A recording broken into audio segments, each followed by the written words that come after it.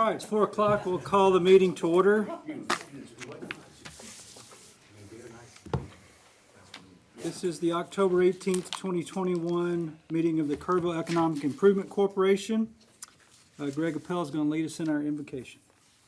Thank you. Please pray with me.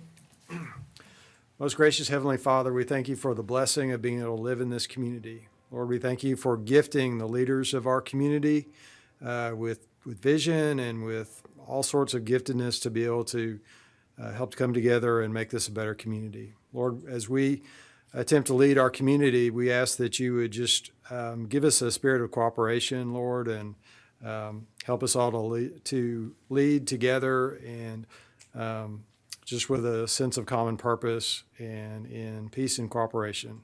And we just pray for this meeting today that you would give us insight and direction as we make important decisions for the city. And we pray this in your Son's name. Amen. Amen. Thank you, Greg. Do we have any visitors or citizens that want to speak? We have Delane Sigerman. Good afternoon, everyone. Is it on? I Can think you hear me so. okay? Well, I'm Delane Sigerman. I live at 4000 Comanche Trace Drive, and I'm really happy to be here not asking for money.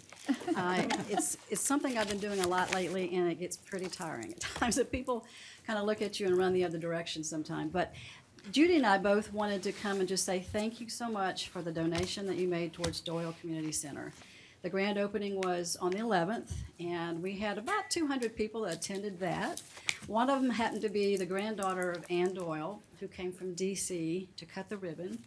And then we had 2 or 3 ladies that were in their 90s that were some of the first students at Doyle that were there for the ceremony. The building looks fantastic.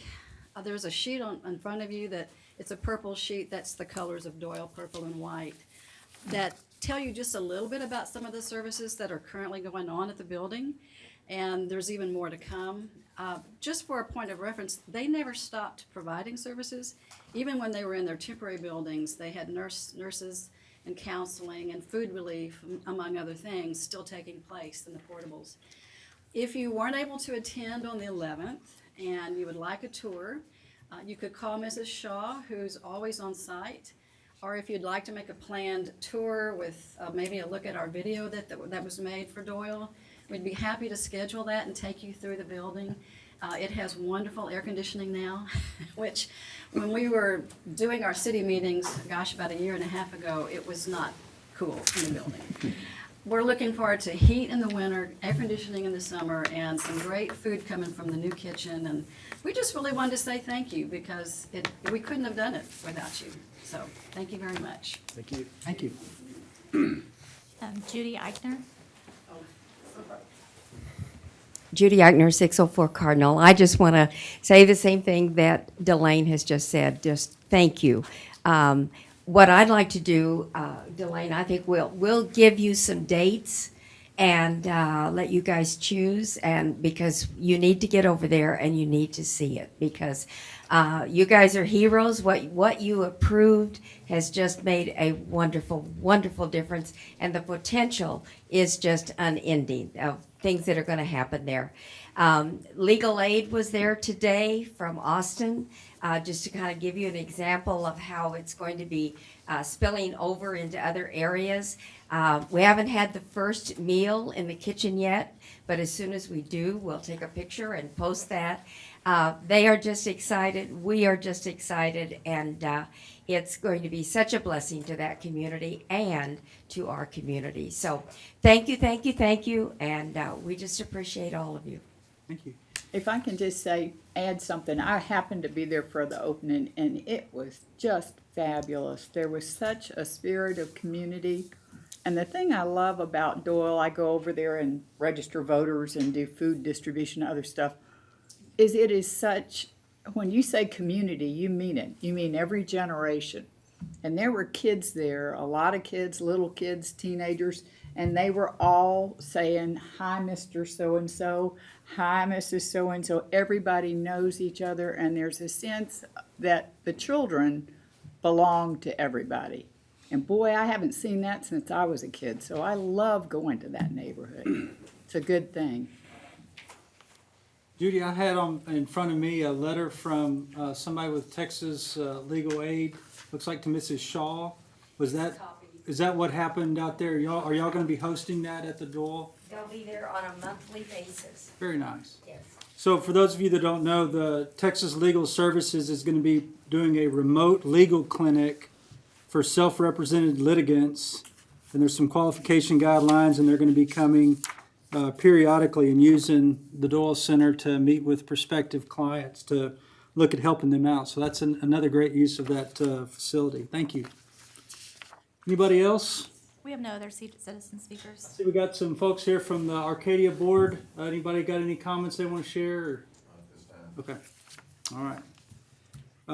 Our next item on the agenda is the approval of the minutes from the September 20th, 2021 meeting. Can I get a motion to approve those? Second? All those in favor, raise your right hand. That carries unanimously.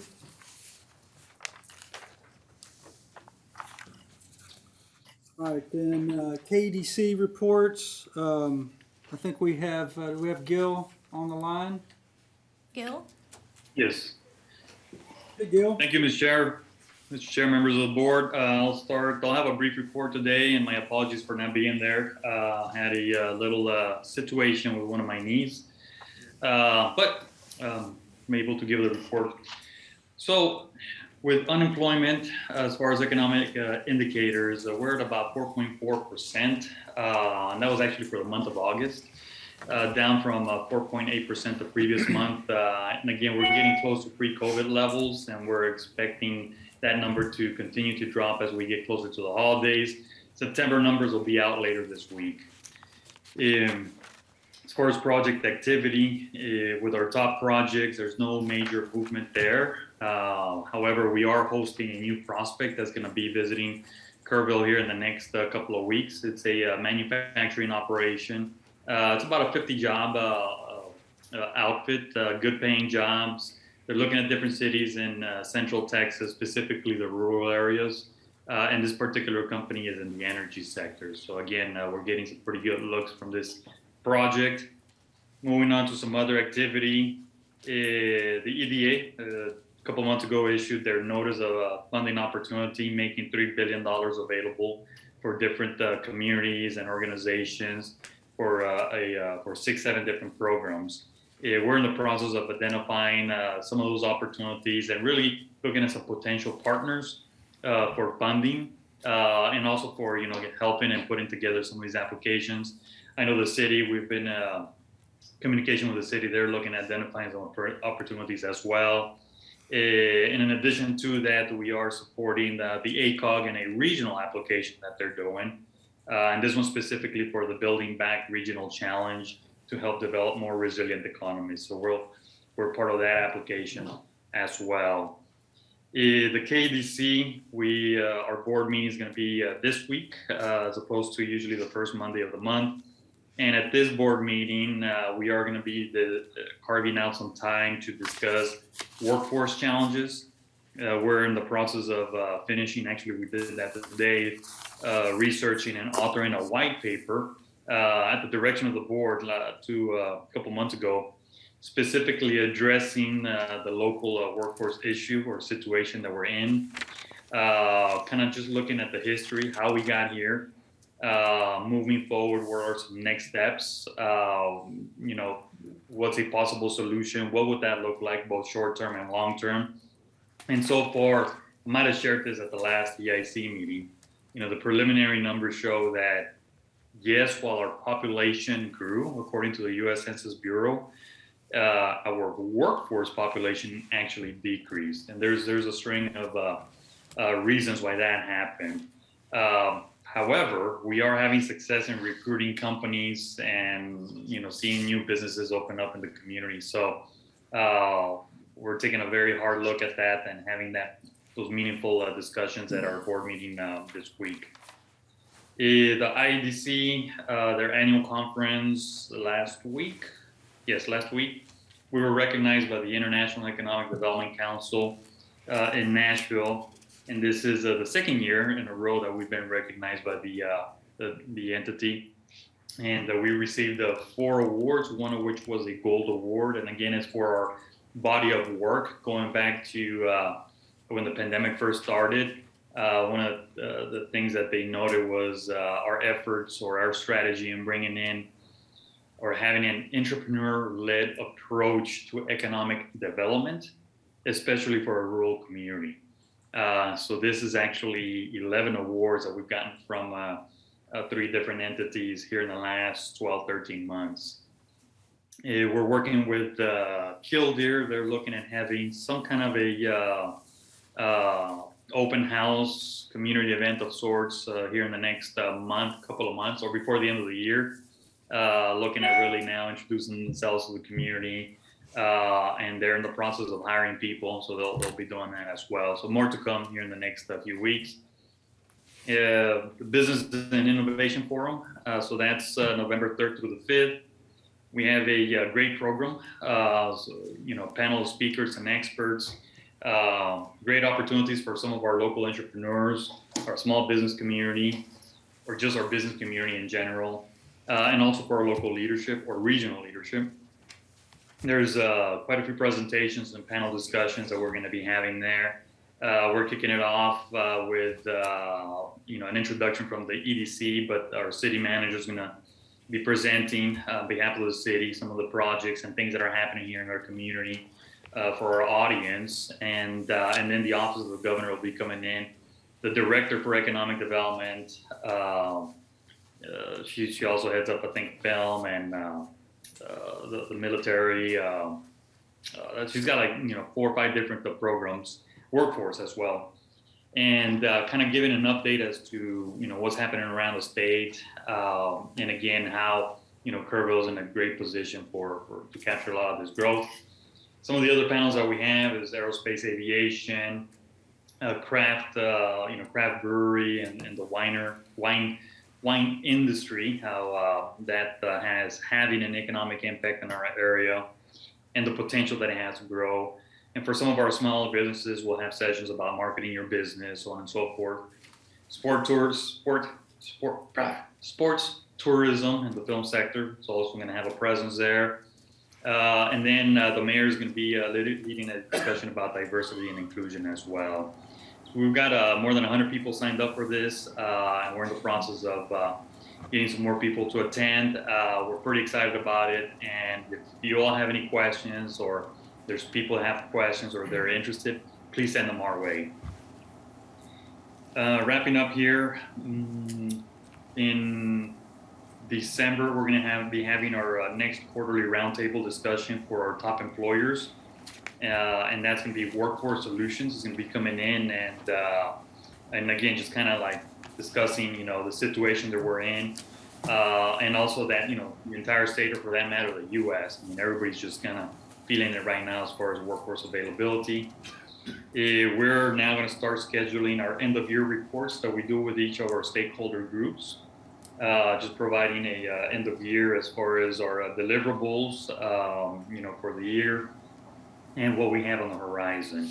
And it'll be interesting because now, after being here 3 years already, next month it'll be 3 years. Most definitely we'll be able to report on different trends and patterns that we've seen here in the last few years. And then finally, there was an article in both the Austin and San Antonio business journals about the Tesla headquarters locating in the Austin area, and how this whole region, and when I say region, it's really the hill country, which is Austin, San Antonio, and about 150-mile radius, how everybody's going to be seeing a lot of growth, and everybody's going to feel the impact of having this particular company coming into Central Texas. And I like to say that a lot of the activity that we're seeing right now is a result of what we're seeing in that whole corridor. Now it's just a matter of resolving our workforce and housing issues, and it's more important now than ever. That concludes my report. I'm happy to answer any questions. Gil, this is Greg. Is that white paper on workforce status going to be available to the community?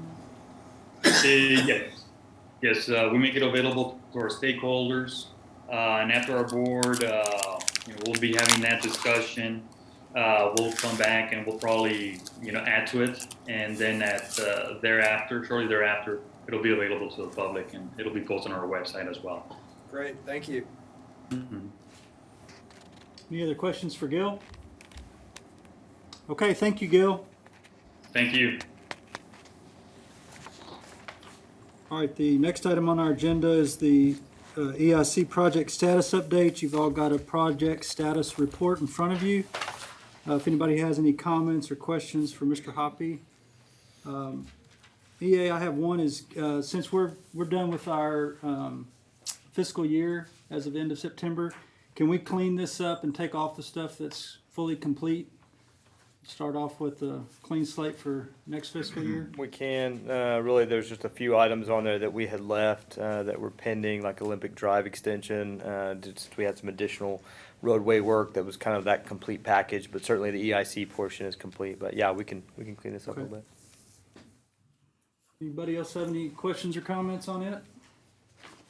Good suggestion. No, okay. Next is our financial report.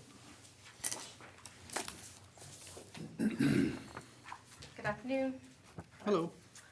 So we will discuss your September 2021 financials. And I don't know if my presentation is up.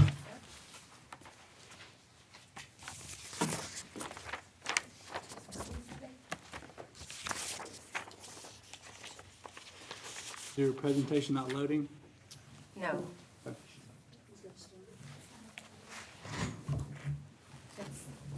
It's in ESC is the 21 folder?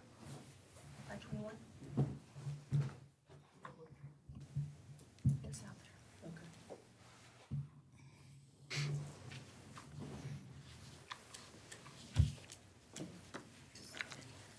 Sorry.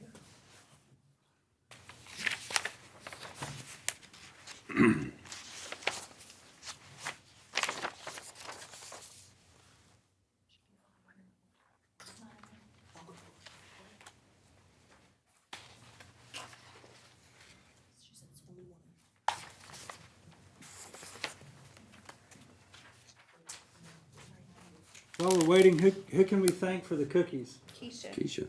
Yay, Keisha. Thank you. You go into a diabetic coma mid-meeting. We got We don't- backups just We in don't case. cover liability insurance for you, so. Do apologize. Keisha's going to have to print that out. Came prepared. I printed mine this time. While we're waiting, if I can just say something about KEDC. Not only are they winning awards all over the place, but boy, those two folks are working so hard and running so fast to keep up. It's just been amazing, and with all this EDA money that's being kicked out the door, there are about 3 or 4 grant applications that we're looking at being involved with. The regional one he mentioned, there's another partnership one that we're really excited about that I think Gil will be ready to talk about next month, and then 2 other possible EDA grants. And they all pretty much have short time frames because they're trying to get that money out the door, the COVID money. So it's been really challenging just to keep up with all the grant applications that are out there. How many are the city involved with? Do you know yet, EA? We've got at least 3. Yeah, we are gonna have to hire, well, there's money in the budget for contract help. We're gonna have to hire some help for a grant writer for sure. We're ready. Okay. Do apologize. Sorry. Okay, so September 30, 2021 financials. Here on the first slide here, we have your statement of activities. So we're going to be looking at your current period and year-to-date actuals. Your September sales tax numbers are for July sales, and that did perform very well, bringing in $390,132 for the month. This is a 13.8% increase over September 2020 actuals. There were no out of period taxpayers, so those are true dollars there. The larger pair categories still remain as retail trade being number one, food service, manufacturing, wholesale, information, and construction. Is With- anything increasing at a faster rate, any particular area? Any growth particularly that you're seeing? I do have a little bit of a breakdown here with me. James Avery's had an unusual increase this month, as well as Fox Tank. So those are manufacturing areas. We do have a little bit of real estate and rental leasing, which falls close to the construction category, driven by compact construction equipment rentals. So rental stuff for construction work. But food and retail still Pretty strong. pulling it along. With these September receipts, EIC has surpassed their budget by $851,000. We do have October sales tax in already, and that's $365,000 coming in. So our preliminary calculations show that a 17% increase over last October. So it's still pretty good. Interest income, $131 for the month. And that takes care of your revenues. So moving on down to your expenditures, you made your final administrative fee payment to the city for $15,000 and your final monthly debt transfer for $91,486. Down in the project section, we did do Doyle's final project reimbursement of $75,147, and that went out in September to close out that project. So that leaves EIC's September change in net position at a positive $208,213. So year to date, you are $341,807 in the black. Okay, moving on to your cash flow. Here in your first column, you have a breakdown of your total revenues for the year, $4.3 million for revenues. Your total expenditures, including your debt service and your project dollars that went out, $4,023,000. And then, so that leaves you a net ending cash balance of $2,738,631. And your columns over to the right are your FY22 budget numbers. Nothing's changed there, just that the projects that will remain on this list for FY22 starting are the airport and Kildare Mountain Manufacturing. And Arcadia Live will make the list for next month. Let me ask a question, and it's a minor deal, but I'm just curious, when we look at our projections under interest income, we're showing about a $10,000 interest income the coming year, and this previous year we had 2,600. So are we anticipating the basis points to go way up, or? We do have, well, when we were in budget, we did decrease it from 50 basis points down to 30. Well, it's coming in, once the budget passed, we can't change anything. And it did come in short, but we are seeing that the feds are predicting a little upswing, hopefully soon. Wasn't a big deal, I was just curious why. Right.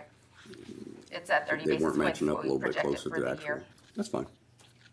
Well, in your modeling for the projections, though, are you still, what kind of growth rate are you looking at? So that's 30 basis points on your I'm ending not cash talking about the balance. interest rate, I'm talking about the revenue, Sales tax? sales tax revenue. So how are we projecting that out? So we take a historical analysis of how it's come in, and it's still on the conservative side, but we look at the last 10 years and the percentage every year to make up that And range. even though the last 2 or 3 years, it's been pretty way Pretty ahead of high. that, considerably very ahead of that. So these numbers could be considerably lower. I mean, if you're modeling 10 years and then kind of rolling it forward, you roll it forward each time, it's not really catching up as quickly as it has been catching up. Well, in the last, Julie, you might want to come up. yeah, so the last couple of years have been so anyone's guess. So, when you go from having a, 3 or 4 to 5% increase to all of a sudden we're having 10, 12, 13, 15% increases, who knows if that's gonna sustain. So if you remember when we went through the budget process, we kind of took where we thought we were gonna end citywide for sales tax as a whole. And then kind of landed with, we thought was a very conservative sales tax projection, not knowing what's driving it. So was stimulus driving it? Was COVID driving it?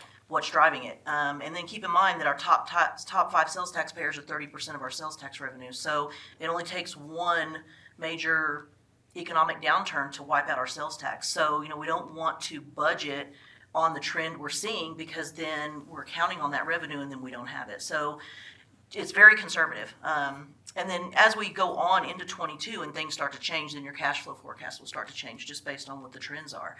And then if we need to do a budget amendment mid-year, then we can certainly do that.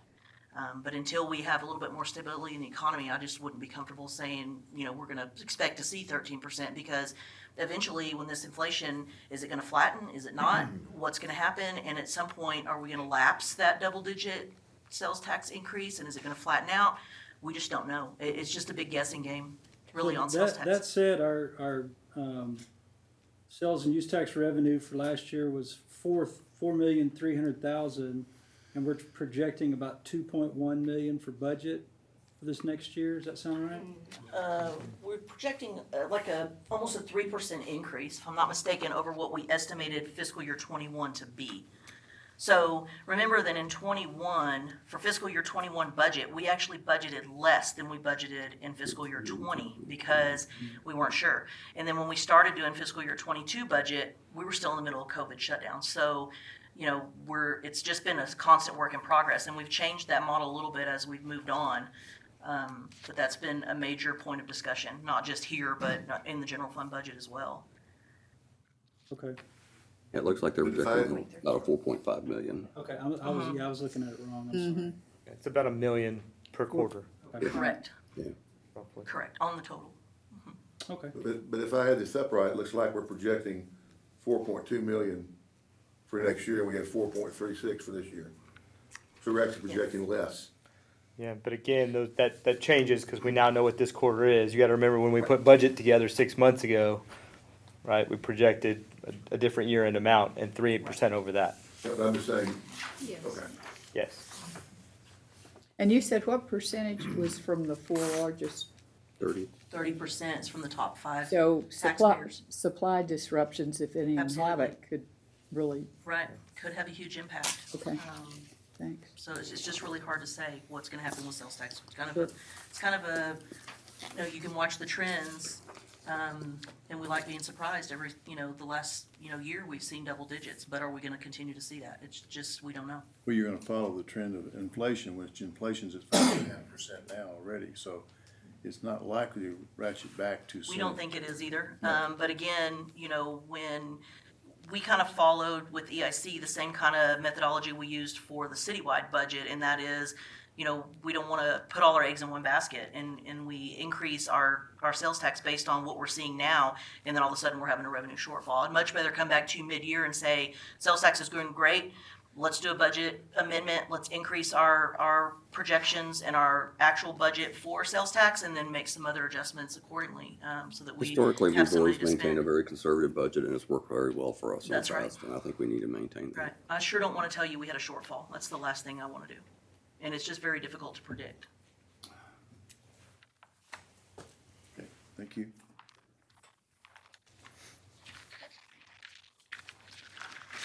Alrighty, and your last slide here is just a financial analysis giving you your projects. Doyle School did wrap up and they did open, so we moved that project as closed down out of this view. But your money's doing great things in our community, so thank you. Thank you. And Kildare, we do good news on Kildare's project that they filed for a building permit, so their construction is gearing up out there. And over here on the right chart is your taxable balance where you keep all your funds, and that is earning 0.059%.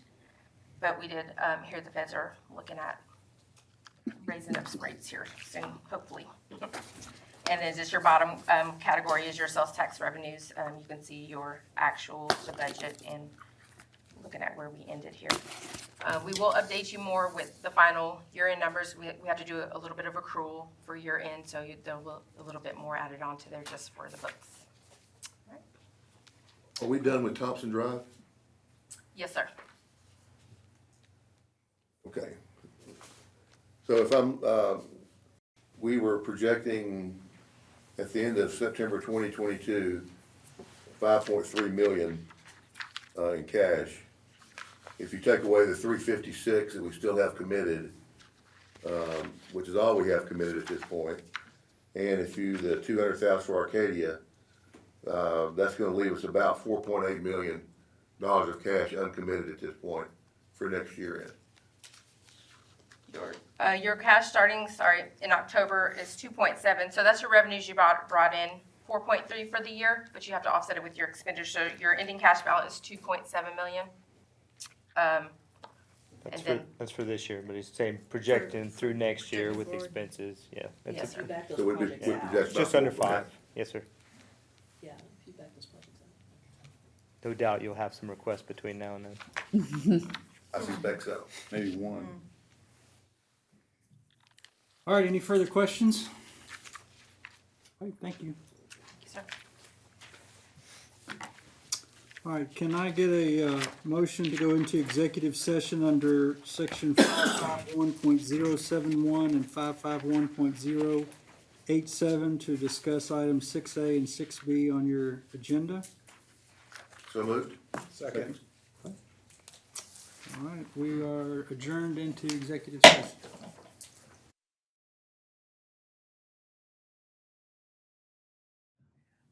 Are we back live? Yes.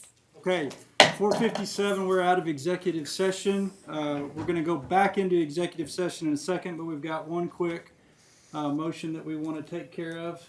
Somebody want to make the motion to set the, I make a motion that we set a public hearing regarding the revised funding agreement for Kerrville's Fourth on the Riviera / Arcadia Live for next Monday at 4 o'clock. got a motion? Second? All those in favor, raise your right hand. That's approved. Okay, so guys, a little explanation so you understand what we're doing. We can't get the cart before the horse. Because this is a funding of a project, we have to have a public hearing. So we can't make any decisions, but we wanted to let you guys know we're going to meet next Monday early to facilitate y'all's upcoming fundraiser. We're all conceptually on board with how this funding, how this amendment reads. We're going to work on a couple of technical tweaks with Mike over this next week to get it finalized, and then subject to our public hearing, we'll have an opportunity to formally approve it. Then they'll go to council on Tuesday. So you should be ready to go for your fundraiser. Does that make sense? So you'll approve it like at 5 o'clock on that Monday, is what you're saying? After. Well, we're going to meet at 4, and then whenever it comes up on the agenda, subject to public hearing, that will be our opportunity to approve it. And we'll have this language all buttoned up by then. I think Mike's been in communication with the Arcadia's attorney, so we'll make sure that it's all teed up for final approval next Monday at 4. I'd just like to say thank you very much, Yeah. each of you. Thank you. Thanks. Okay, y'all have to leave again.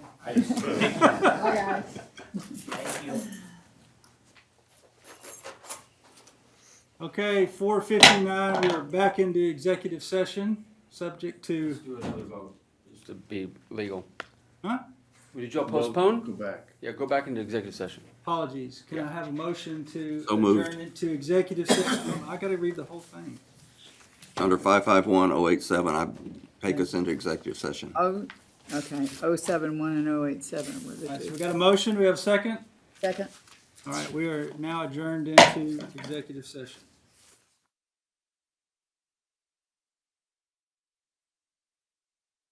Have any items for future agendas or announcements? Hearing none, we are adjourned at 5:16.